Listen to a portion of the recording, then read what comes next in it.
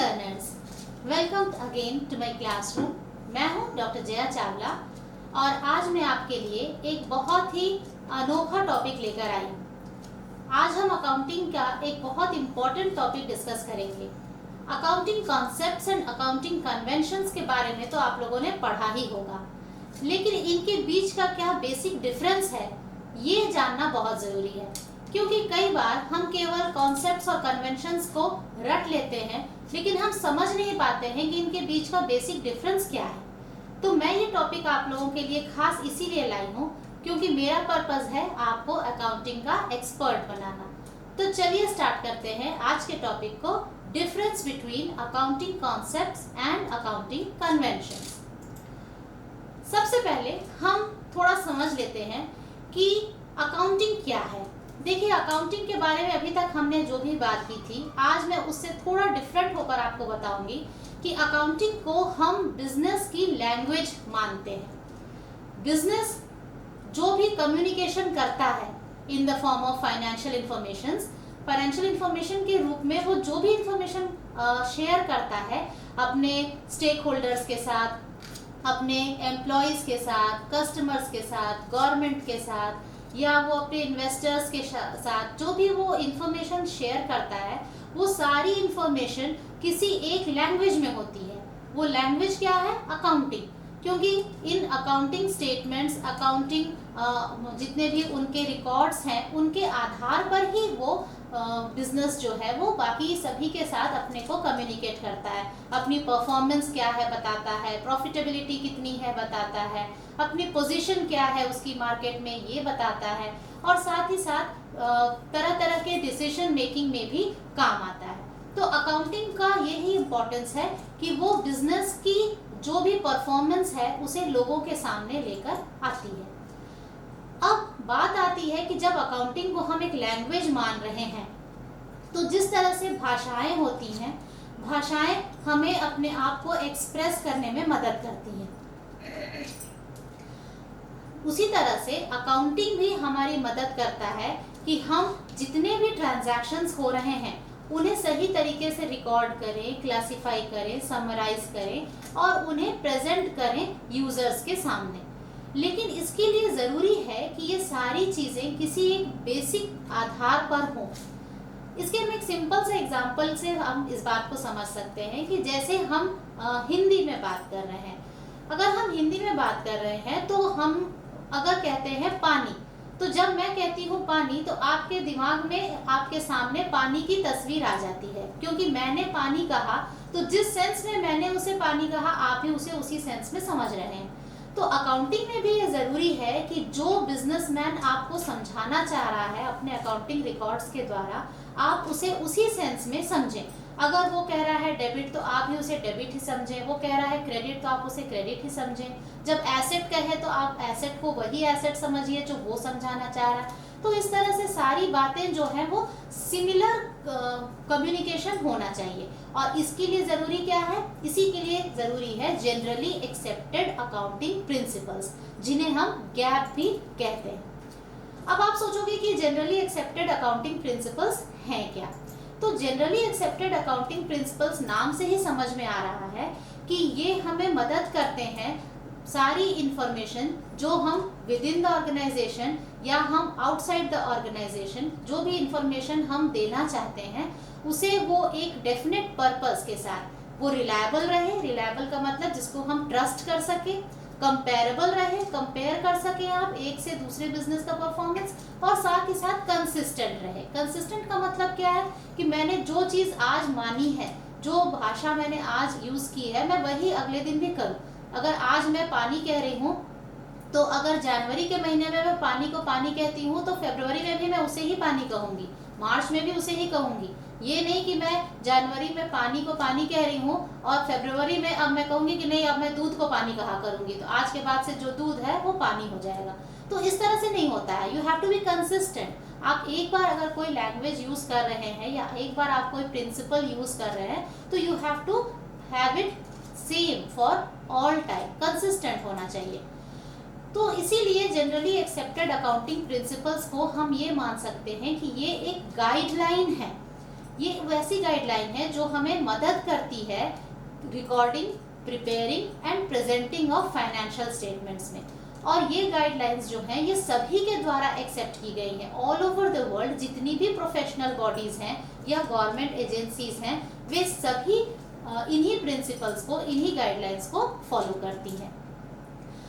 Generally accepted accounting principles को हम technically बहुत सारे वर्ड्स में यूज करते हैं। तो ये बेसिकली ये कुछ रूल्स हैं, कुछ कॉन्सेप्ट्स हैं, कुछ प्रोसीजर्स हैं जो हमें मदद करते हैं अपने रिकॉर्ड्स को मेंटेन करने में, और ये एक्सेप्ट किए गए हैं सारी अकाउंटिंग बॉडीज के द्वारा for a particular period of time.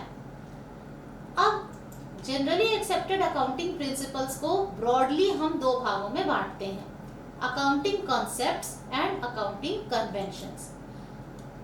ध्यान रखने वाली बात यह है कि जनरली लोग कॉन्सेप्ट्स, कन्वेंशंस, डॉक्ट्रिन्स इन्हें एक जैसा ही समझते हैं और इंटरचेंजेबली यूज करते हैं। कभी कॉन्सेप्ट के लिए कन्वेंशन कह दिया, कभी कन्वेंशन के लिए डॉक्ट्रिन कह दिया, कभी कॉन्सेप्ट कह दिया, कुछ भी इस तरह से आपस में उसको मिक्स करते हैं। लेकिन इन सब के बीच में बहुत बेसिक डिफरेंस है और आज का हमारा टॉपिक इसी पर है कि हमें इनके बीच के डिफरेंस को जानना पड़ेगा, जिससे आगे हमसे कभी ये गलती ना हो कि हम कॉन्सेप्ट को कन्वेंशन या कन्वेंशन को कॉन्सेप्ट कह दें। तो हम पहले समझ लेते हैं कि अकाउंटिंग कॉन्सेप्ट क्या होता है और अकाउंटिंग कन्वेंशन क्या होता है। तो पहले समझेंगे अकाउंटिंग कॉन्सेप्ट को। देखिए, अकाउंटिंग कॉन्सेप्ट जो है वो फंडामेंटल अकाउंटिंग अजम्पशंस हैं। मतलब ये कुछ ऐसी मान्यताएं हैं जो कि हमें बेस प्रोवाइड करती हैं ट्रांजैक्शंस को रिकॉर्ड करने और फाइनल अकाउंट्स को प्रिपेयर करने में। इन्हें हम ऐसे अजम्पशंस या कंडीशंस मान सकते हैं जो कि अकाउंटिंग का बेस है। हम जितनी भी अकाउंटिंग के काम करते हैं right from the time of identification of transaction, मैंने बताया था आपको अपने पिछले वीडियोस में कि अकाउंटिंग कहाँ से स्टार्ट होता है, जब हम ट्रांजैक्शन को आइडेंटिफाई करते हैं। तो वहां से लेकर के आपके फाइनल अकाउंट्स के प्रिपरेशन होने तक जो सारी एक्टिविटीज आप करते हैं, उन सारी एक्टिविटीज को जिन अजम्पशंस के आधार पर हम करते हैं वो सारे कहलाते हैं अकाउंटिंग कॉन्सेप्ट्स। अब बात आती है अकाउंटिंग कन्वेंशन की। तो अकाउंटिंग कन्वेंशन क्या है? देखिए, अकाउंटिंग कन्वेंशन जो है ये एक किसी भी जगह की जिसको हम कहते हैं रिवाज या प्रथा, तो वहाँ के जो कस्टम्स हैं उन कस्टम्स या ट्रेडिशन के आधार पर वो लोग फॉलो करते हैं, जो फर्म्स हैं वो फॉलो करती हैं फाइनेंशियल स्टेटमेंट्स को प्रिपेयर करने का तरीका। तो ये जो कस्टम्स और ट्रेडिशंस हैं, जब काफ़ी सारे लोग, किसी एक जगह के काफ़ी सारे लोग जब सेम कस्टम और ट्रेडिशन को फॉलो करना शुरू कर देते हैं तो धीरे धीरे वो यूनिवर्सली एक्सेप्ट हो जाता है, और जब वो एक्सेप्ट हो जाता है तो फिर उसे हम अकाउंटिंग कन्वेंशन कहते हैं। तो आप देख सकते हैं यहाँ दोनों बेसिक डिफरेंस जो है, जिसके बारे में हम अभी आगे भी डिस्कस करेंगे कि कंसेप्ट जो है ये बेसिकली अजम्पशंस हैं, अकाउंटिंग अजम्पशंस हैं जो हमें अकाउंटिंग वर्क करने में मदद करते हैं, और कन्वेंशंस जो हैं वो किसी एक जगह की प्रथाएं हैं, रिवाज हैं, कस्टम्स हैं, ट्रेडिशंस हैं। जैसे कि सिंपल एग्जांपल से हम समझे इसको कि जैसे हमारे इंडिया में दिवाली के दिन अधिकतर जो बिजनेसमैन होते हैं वो नई बुक्स ऑफ अकाउंट स्टार्ट करते हैं, तो वो अपने जो बुक्स हैं उन्हें उसी दिन से वो स्टार्ट करते हैं। तो ये यहाँ का कस्टम है, ट्रेडिशन है, तो सारे लोग वही करते हैं। तो जब सारे लोग वैसे ही करना शुरू करेंगे तो वो क्या कन्वेंशन की श्रेणी में आ जाएगा। अब हम बात करेंगे अपने कॉन्सेप्ट्स और कन्वेंशन के बीच के डिफरेंस को। हम इन्हें एक एक करके पकड़ेंगे। सबसे पहले हम इनकी मीनिंग से इनके डिफरेंस को आइडेंटिफाई करते हैं। अकाउंटिंग कॉन्सेप्ट जो है ये ऐसे रूल्स देता है अकाउंटिंग के जिसे हम फॉलो करते हैं right from recording of business transaction से ultimately preparing of final accounts तक। तो अकाउंटिंग कॉन्सेप्ट क्या है? रूल्स ऑफ अकाउंटिंग है। लेकिन अकाउंटिंग कन्वेंशन क्या है? ये है वो कस्टम या प्रैक्टिस जिसे जब कंटिन्यूअसली लोगों ने फॉलो किया for the preparation of financial statements तो ये वाइडली एक्सेप्ट हो गया by the accounting bodies. Accounting concept शुरू से ही रूल है जिसको सभी को फॉलो करना है अपने अकाउंटिंग रिकॉर्ड्स मेंटेन करने के लिए। लेकिन अकाउंटिंग कन्वेंशन क्या है? पहले वो एक रिवाज, प्रथा या कस्टम जैसी कोई चीज बनी और फिर धीरे धीरे जब ज़्यादातर लोग उसका यूज़ करने लगे, उसको एक्सेप्ट करने लगे, तो अकाउंटिंग बॉडीज़ ने भी उसको एक्सेप्टेंस दे दी। अब ये दोनों हैं क्या? अकाउंटिंग कंसेप्ट जो है ये कुछ भी नहीं है, ये एक थियोरेटिकल नोशन है। थियोरेटिकल नोशन मतलब ये एक काल्पनिक धारणाएं हैं जिसे कि हम अप्लाई करते हैं ट्रांजैक्शंस रिकॉर्ड करने में और फाइनेंशियल अकाउंट्स प्रिपेयर करने में। लेकिन हमारे अकाउंटिंग कन्वेंशंस क्या है? अकाउंटिंग कन्वेंशंस हमारे मेथड या प्रोसीजर हैं जिन्हें हम फॉलो करते हैं कि हमारा फाइनेंशियल स्टेटमेंट जो है वो हमें ट्रू एंड फेयर व्यू दे, हमें बिल्कुल सही पिक्चर दे हमारे परफॉर्मेंस की, हमारी प्रॉफिटेबिलिटी की, हमारे स्टेटस की। अब ये किसके द्वारा बनाए जाते हैं? By whom are they set? Accounting bodies जो हैं वो सेट करती हैं अकाउंटिंग कॉन्सेप्ट्स को। लेकिन जो हमारे अकाउंटिंग कन्वेंशंस हैं ये कहाँ से सेट होते हैं? ये कॉमन अकाउंटिंग प्रैक्टिसेस से, क्योंकि जैसा मैंने बताया कि ये कोई रिवाज से, ये किसी कस्टम से उभर के आता है। तो ये कहाँ से सेट होता है? जब ज़्यादातर लोग सेम प्रैक्टिस फॉलो करते हैं। अकाउंटिंग की सेम प्रैक्टिस अगर अधिकतर लोग फॉलो करना शुरू कर देते हैं तो उन कॉमन अकाउंटिंग प्रैक्टिसेस से ये अकाउंटिंग कन्वेंशंस जो हैं वो डेवलप होते हैं और फिर ये धीरे से जनरल अग्रीमेंट से एक्सेप्ट हो जाते हैं। सभी लोग मान लेते हैं कि हाँ ठीक है, अब हम यही फॉलो करेंगे, तो ये जनरल एक्सेप्टेंस के साथ ये फॉलो होने लग जाते हैं। तो this is the basic difference between accounting conventions and accounting concepts. Concepts जो है वो अकाउंटिंग बॉडीज के द्वारा बनाई जाती हैं और कन्वेंशंस जो है वो लोगों के द्वारा बनाए जाते हैं और धीरे से वो सभी के द्वारा एक्सेप्ट हो जाते हैं। अब ये किससे कंसर्न करता है, किसमें बेसिक कंसंट्रेशन, या हम कहना चाहिए कि इसमें ज़्यादातर कहाँ पर एम्फेसिस आता है? तो अकाउंटिंग कॉन्सेप्ट का मेन एम्फेसिस है मेंटेनेंस ऑफ अकाउंट पर।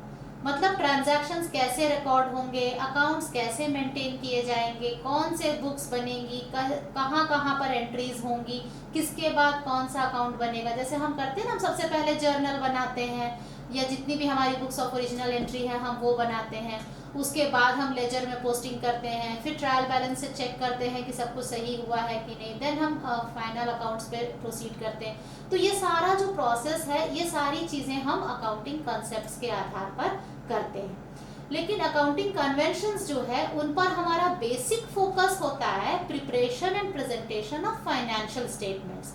मतलब जो हमारा लास्ट का स्टेप है जहाँ पर हम trading account, PL account, PL appropriation, balance sheet, ये सारी चीज़ें जहाँ पर हम प्रिपेयर करना शुरू करते हैं, अकाउंटिंग कन्वेंशंस उस जगह पर ज़्यादा कंसर्न दिखाता है। अब अगर हम बायसनेस की बात करते हैं तो देखिए कि क्योंकि अकाउंटिंग कंसेप्ट जो है वो सेट किया गया है अकाउंटिंग बॉडीज के द्वारा, तो इसमें किसी भी तरह के बायसनेस या पर्सनल होने की कोई बात नहीं होती। So there is no possibility of biasness और personal judgement in the adoption of accounting concept. लेकिन अकाउंटिंग कन्वेंशन जो है वो कहाँ से उभर कर आया है? जनरल कस्टम्स एंड ट्रेडिशन से, लोगों के द्वारा, लोगों ने जिसको सही समझा उसे उन लोगों ने एक्सेप्ट किया। हो सकता है कुछ लोगों ने स्वेच्छा से एक्सेप्ट किया, वॉलंटरली, कुछ को उन्होंने जोर जबरदस्ती करके एक्सेप्ट करवाया, बट ओवरऑल जब ज़्यादातर लोगों ने किसी एक पॉलिसी को एक्सेप्ट कर लिया तो वो अकाउंटिंग कन्वेंशन बन गया। तो यहाँ पर पॉसिबिलिटी ऑफ बायसनेस जो है वो बहुत ज़्यादा हो सकती है। अब हम कहें कि अडॉप्ट कौन करता है, तो देखिए अकाउंटिंग कॉन्सेप्ट जो है इसकी यूनिफॉर्म अडॉप्शन है थ्रू आउट द वर्ल्ड, क्योंकि ये अकाउंटिंग बॉडीज के द्वारा सेट किया गया है। तो आप दुनिया में कहीं भी चले जाइए, अकाउंटिंग कॉन्सेप्ट्स आपके सेम रहेंगे। लेकिन अकाउंटिंग कन्वेंशन में ये चीज़ नहीं है। अकाउंटिंग कन्वेंशन क्योंकि किसी एक जगह की कस्टम या यूसेज के ऊपर डिपेंड करता है, इसलिए ये उतना यूनिफॉर्म नहीं है ऑल ओवर द वर्ल्ड। अब बात करें अगर ऑल्टरेशंस एंड अमेंडमेंट्स की कि क्या इनमें चेंजेस कर सकते हैं, तो देखिए अकाउंटिंग कॉन्सेप्ट्स में हम चेंजेस नहीं कर सकते क्योंकि ये world wide recognition and acceptance है। ओवरऑल पूरी दुनिया में इसका एक्सेप्टेंस हो गया है। तो आप किसी एक जगह पर अगर इसको चेंज करेंगे तो ये बाकी जगह चेंज नहीं होगा। तो इस तरह से हम देखेंगे कि अकाउंटिंग कॉन्सेप्ट्स को मॉडिफाई करना या ऑल्टर करना उतना ईजी, उतना कन्वीनियंट नहीं है। लेकिन अकाउंटिंग कन्वेंशंस में ये पॉसिबल है, क्योंकि अगर हमें अपनी फाइनेंशियल इंफॉर्मेशन की क्वालिटी को और इम्प्रूव करना है तो अकाउंटिंग बॉडीज से आप परमिशन लेके चाहे तो अपने अकाउंटिंग कन्वेंशंस को यू कैन मॉडिफाई और यू कैन चेंज इट। तो इस तरह से हम देखते हैं कि अकाउंटिंग कंसेप्ट और अकाउंटिंग कन्वेंशंस ये दोनों ही हमारे फाइनेंशियल अकाउंटिंग के पूरे प्रोसेस को बनाने के लिए बहुत ज़रूरी है।